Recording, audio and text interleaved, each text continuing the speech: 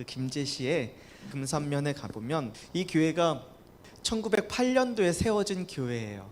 이 교회에 루이르스라는 선교사가 복음을 전하기 시작했어요. 그런데 이 금산면에서 제일로 유명하고 부자였던 사람이 있었는데 그게 바로 조덕삼이라는 사람입니다. 그런데 이 조덕삼이 루이스 선교사의 그 전하는 복음을 받아들이게 되고 이 집에서 머슴으로 살고 있던 사람이 있었는데 바로 이자익이라는 사람이 이 주인의 권유에 따라서 그 복음을 받아들이게 됩니다. 그런데 이 이자익이라는 사람은 어떤 사람이었냐면 그 떠돌이 생활을 하다가 이렇게 조덕삼 집에 들어오니까 잠자리도 제공해주고 먹을 것도 주니까 너무나 감사한 거예요. 그렇잖아도 늘 성실했던 이 이자익이 너무나 감사해 정말 마음을 다해서 성심을 다해서 주인 조덕삼을 사랑하고 또 섬기게 되는 것입니다. 그런데 이때 이 주인 조덕삼도 한문으로 성경을 읽어가면서 공부를 했고 이 이자익은 한글방에서 한글을 공부하면서 성경을 같이 공부하게 된 거예요. 그래서 이 조덕삼의 가족들과 몇 개월 후에 이자익과 그 동네 몇 분들이 그리스도인이 되게 됩니다. 그리고 나서 1908년도에 이제 이 교회가 금산면에 최초로 세워지게 되고 나서 이 금산교회 첫 장로를 선출하는 회의가 열린 거예요.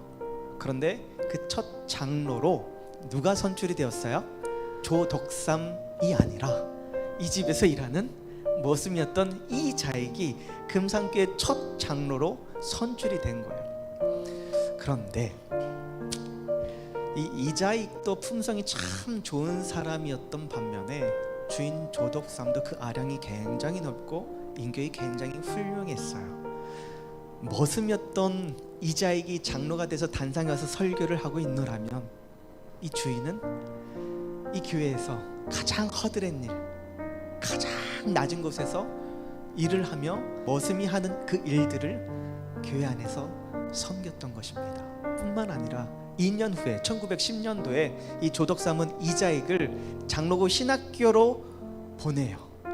그리고 그 머슴이었던 이자익이 훗날 목회자가 돼서 다시 금산교회로 돌아오게 되었고 루이스 선교사에 이어서 금산교회 두 번째 목회자로 부임을 하게 돼요.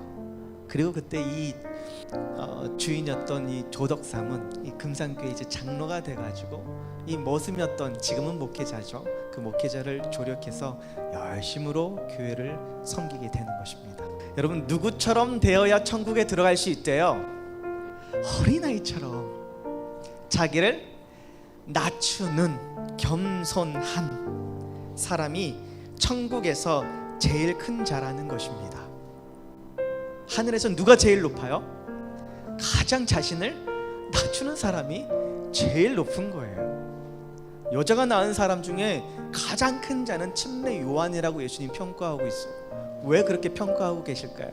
여러분 침례 요한은 아시는 것처럼 전혀 사람들이 당시 들어보지도 못한 기별들, 회개의 기별, 천국의 기별들을 전하면서 많은 사람들의 묻 관심을 갖게 되었어요. 그런데 얼마 후 있다가 예수님이 오셨네요. 그랬더니 제자들, 침례 요한의 제자들이 뭐라 그래요? 저기는 사람들이 막 붐비는데 여기는 팔이 날려요. 그런데 그때 침례 요한이 뭐라 그래요? 그는 흥하여야 하겠고 나는 쇠하여야겠다. 그런 침례 요한을 보고 예수님은 여자가 낳은 이 중에 이보다 큰 자가 없다라고 평가하시는 거예요. 근데 더 재밌는 건 그 다음 성경절에 그 침례 요한을 두고 뭐라고 성경이 말하는지 아세요? 이런 자라도 하늘에 가면 가장 작은 자래요.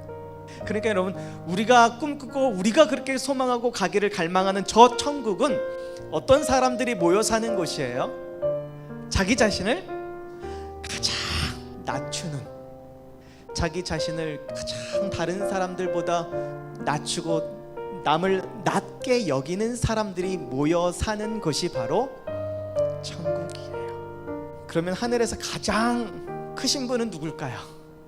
예수님이시죠. 보좌에 계셔야 했던 분이 그 보좌를 버리고 이 땅 그 낮은 곳, 그 마국간, 그 죽음의 갈바리 십자가에까지. 그래서 천국에는 우리 예수님이 제일 크신 분이세요.